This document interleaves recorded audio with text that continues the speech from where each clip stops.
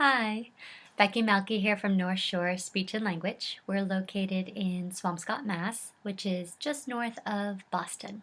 So today I wanted to talk about our children who are second language learners or kids who are bilingual or multilingual.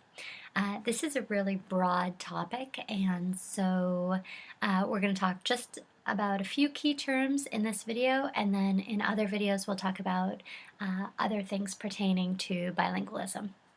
So today I just wanted to start off by saying good job. It is awesome that you are helping your child to learn a second language. In some places there can be some stigma about teaching your child a second language. I don't know why.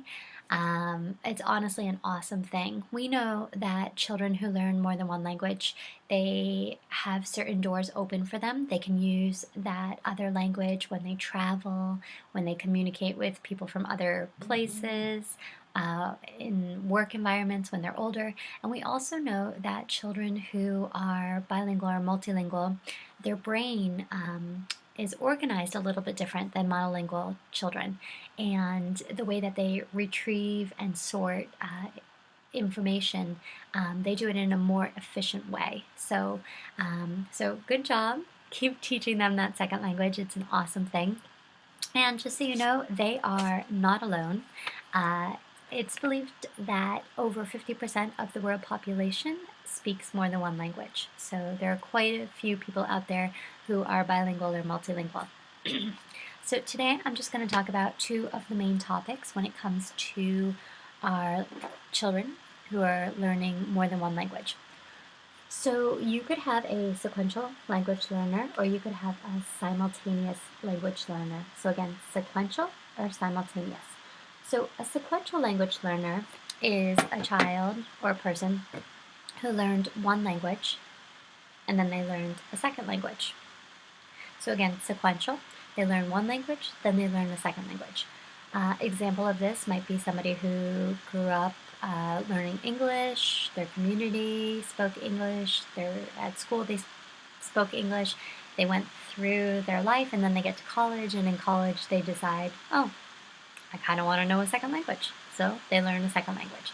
So they have English, and then they learn their second language. And that would be a sequential language learner. Another example of a sequential language learner, sequential, is maybe a child who lived in one country and then moved to another country where a different language was spoken.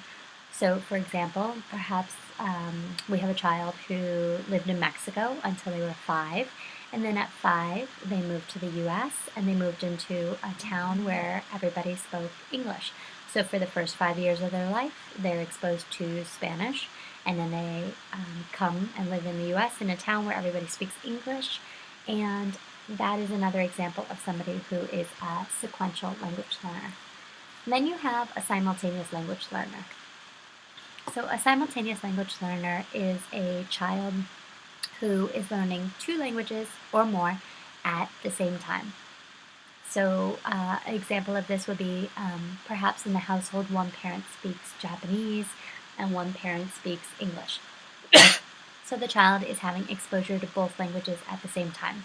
Maybe the child has a mother or a father who speaks French and German. So sometimes the dad speaks to the child in German, and sometimes the dad speaks to the child in French. Again, that's simultaneous language learning.